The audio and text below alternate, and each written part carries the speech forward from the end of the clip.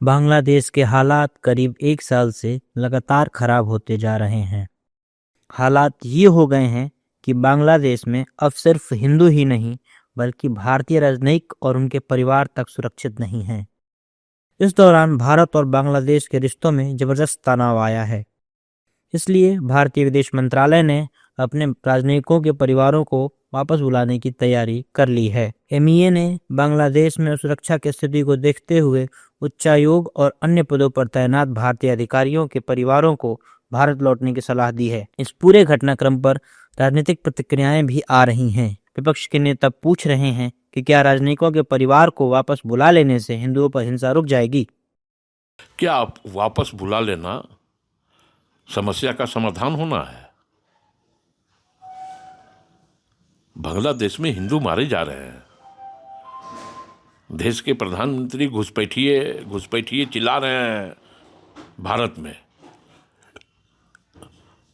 प्रधानमंत्री जी का क्या एक्शन है, ये तो प्रधानमंत्री जी को तय करना होगा, क्योंकि देश के प्रधानमंत्री अभी चुनावी मोड में है। व्यस्तता है उनकी कि कैसे हम बंगाल जीते, कैसे हम आसाम जीते।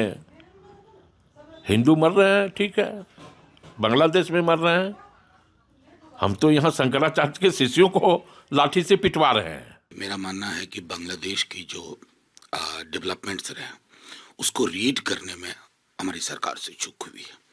चाहे जब शेख हसीना का तख्त पलट हुआ या उसके बाद की भी परिस्थितियों में हमें यह नहीं बिसराना चाहिए कि एक देश जिसके निर्माण में हमारी इतनी बड़ी भूमिका थी, आखिर वहाँ ये उथल पुथल चल रहा था और हमें खबर नहीं हुई। नंबर 1। नंबर 2, मैं बार बार एक बात कहता हूँ, दक्षिण एशिया का ये भूखंड अद्भुत है। हम कभी एक ही साथ थे, ज़्यादा पुरानी बात नहीं है, तकरीबन 78-79 वर्ष पूर्व एक थे। तो हमें कुछ साझा रवायत गढ़नी होगी सह अस्तित्व की। जब उनके इलेक्शन चल रहे हों, हमारे जो दूतावास है और उसमें हमारे जो लोग काम कर रहे हैं, कर्मचारी हैं, उनकी सेफ्टी सबसे इम्पोर्टेंट होगी, प्रायोरिटी होगी। तो अगर बांग्लादेश में जैसे ही कोई सरकार बहाल हो और डेमोक्रेसी फिर से आए, उसके लिए हम सब चाहेंगे और एक फ्री एंड फेयर इलेक्शन हो। और वो इलेक्शन के बाद, क्योंकि हमारा ऐतिहासिक रिश्ता रहा है और योगदान भी रहा है आपसी दोनों देशों में, वो कहीं से ख़राब ना हो। पर जो स्थिति बनी हुई है, इस अनुकूल स्थिति नहीं है, इस वजह से वापस बुलाया जा रहा है। जबकि एनडीए कह रहा है कि विपक्ष को बांग्लादेश के खिलाफ बयान देना चाहिए। विषय देश की सुरक्षा का है। जो कट्टरपंथी है, बांग्लादेशी रोहिंग्या को यहाँ लाकर उनको प्रोटेक्शन देते, यही दिग्विजय सिंह राहुल गांधी को कहे ना कि बांग्लादेशी के खिलाफ क्यों एक शब्द नहीं बोलते हैं। उद्धव ठाकरे एक शब्द नहीं बोलता है। तो मुद्दा हिंदू मुस्लिम नहीं है, यहाँ पर रहने वाले मुस्लिम हमारे देश के, उनके लिए सब समाज कल्याण की व्यवस्था है। लेकिन जो मुस्लिम कट्टरपंथी लोग हैं, बांग्लादेशी है, उनकी दादागिरी गुंडागिरी हम समाप्त करेंगे। देखिए, भारत और बांग्लादेश में अच्छे संबंध रहे हैं, किंतु हमेशा जब कोई बुरा शासक आता है तो अपने दोस्तों को भी गलत समझने लगता है।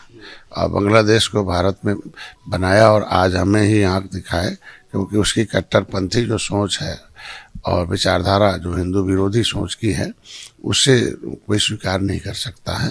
और इसके लिए भारत जो फैसला लेगा वो बहुत सोच समझ कर ले रहा। देखिए, इस प्रकार की जो हमेशा घटना हो रही है, कहीं ना कहीं ये चीज़ सही नहीं है। और भारत के लोग के साथ अगर इस तरह की बातें हो रही है तो कहीं ना कहीं मुझे लगता है कि इसमें देश के गृह मंत्री जी को संज्ञान में लेना चाहिए और इसमें जो भी उचित कदम हो उसको उठाना चाहिए, ताकि वहाँ जो लोग हैं, चाहे जिस रूप में रह रहे हों, उनको किसी प्रकार की कठिनाई नहीं हो। इसके लगता है कि मुझे सरकार को इस पर संज्ञान लेनी चाहिए।